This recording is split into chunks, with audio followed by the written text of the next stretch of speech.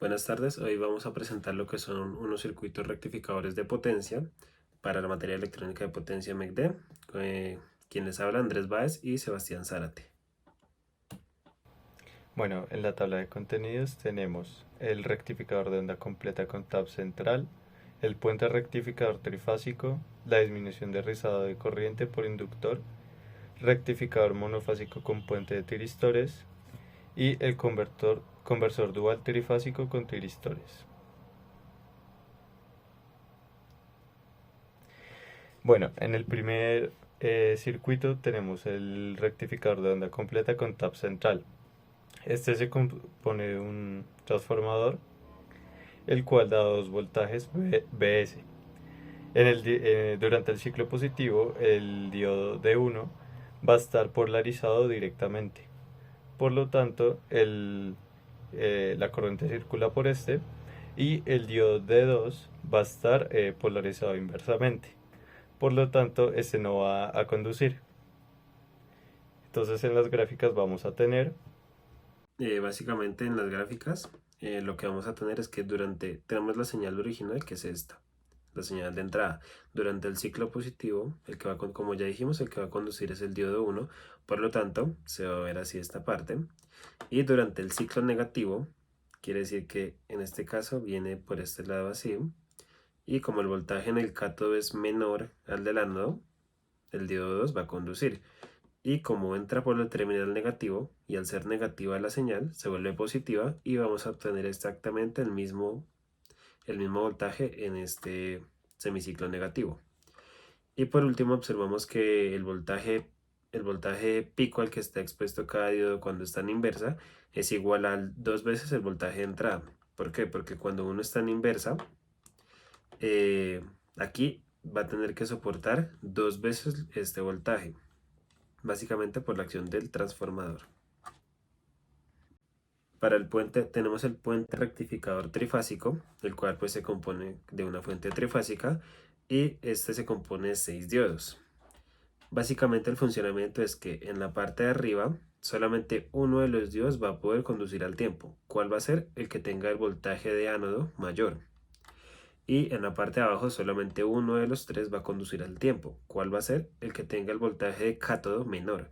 Es por esto que, por ejemplo, el diodo 1 y el diodo 4 no pueden conducir al tiempo. Porque si este voltaje es mayor, conduciría de 1, pero no conduciría de 4 porque necesita tener el voltaje menor.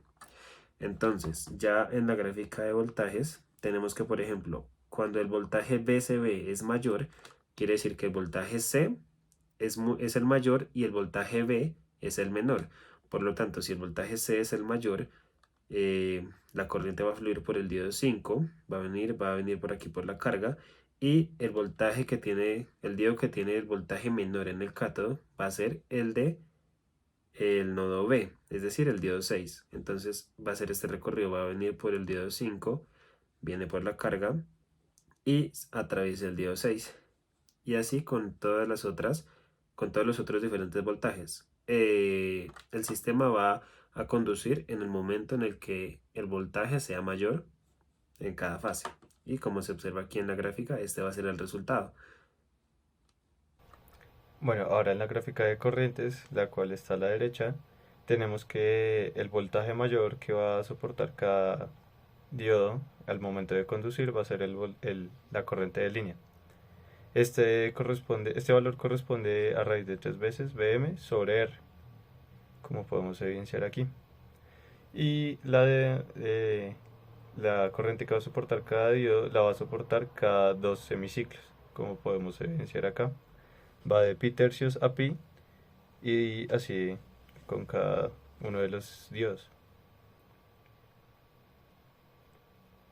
Ahora tenemos lo que es la disminución de rizado de corriente por inductor. Esto sucede cuando colocamos un inductor en serie a la carga.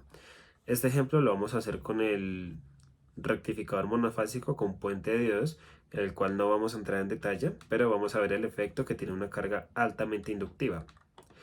Podemos observar que cuando se presenta esta carga que es muy inductiva, la corriente de entrada va a ser esta corriente cuadrada que tenemos acá, esta forma cuadrada.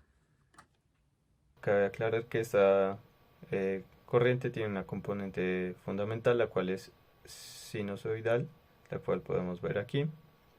Y pues debido a los armónicos presentes en el inductor, toma la forma cuadrada. Bueno, al momento de rectificar, el ciclo negativo de la corriente se vuelve positivo, obteniendo esta gráfica de aquí abajo, en donde la corriente es una constante.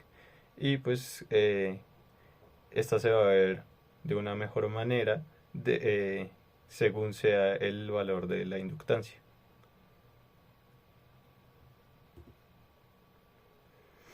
Ahora procedemos con el rectificador monofásico con puente de tiristores. Entonces, un tiristor es un dispositivo, igual que un diodo, el cual va a conducir corriente cuando se activa mediante un pulso, el cual dura un determinado tiempo. Entonces, en este caso, T1 y T2 van a conducir al mismo tiempo y van a tener un mismo ángulo de disparo, al igual que T3 y T4. El ángulo de disparo es el tiempo de retraso, por decirlo así, el cual se demora en empezar a conducir el tiristor. Para este rectificador monofásico tenemos que va a conducir solo corrientes positivas a través de los tiristores, ya sea con voltajes positivos o negativos.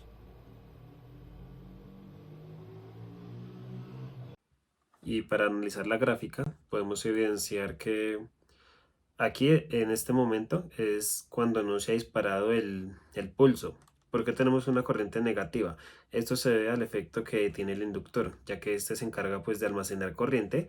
Entonces cuando no se conduce, lo que hace este inductor es descargarse sobre la resistencia.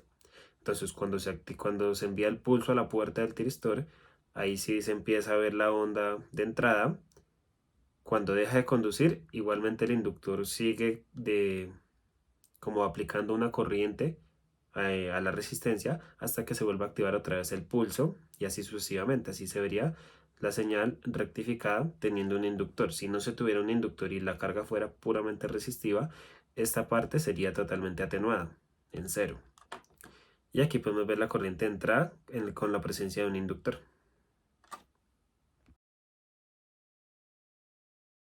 Bueno, por último tenemos el conversor trifásico dual con tiristores, el cual, como vemos en la gráfica de abajo, va a operar en los cuatro cuadrantes. ¿Qué quiere decir esto? Que va a tener tanto corrientes positivas como negativas para voltajes positivos y negativos.